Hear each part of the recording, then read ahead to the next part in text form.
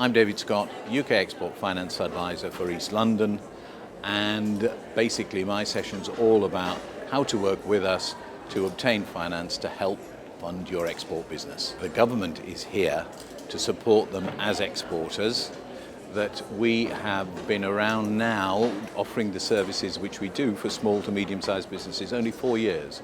So it's a very sort of early days that awareness isn't necessarily out there, and hopefully they're now going to be able to go away and think more about how we can work with them or how they can work with us.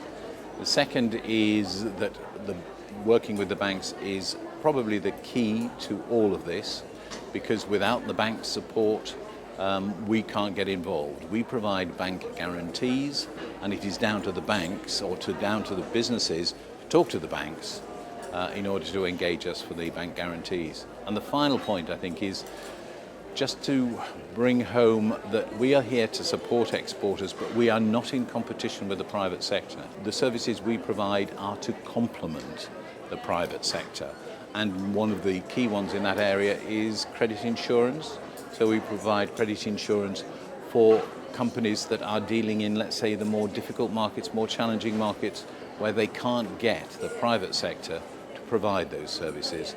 Hopefully that's where we can step in and provide some support for them. The primary tip I would give to first-time exporters is, have you talked to a UKTI?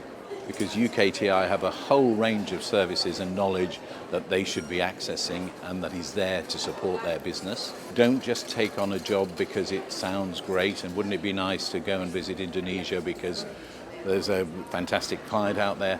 You need to check out your clients, you need to understand who the buyers are, you need to understand that market ideally, so that you're not going to be undercut in whatever way, shape or form.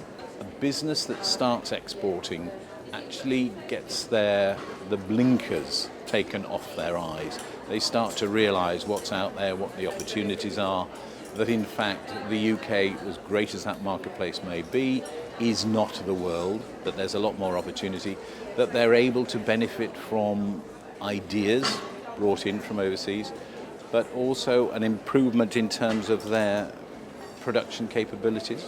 Because if they've got export orders, they're probably going to have to increase their capacity, which improves their margins, which improves the overall soundness of the business.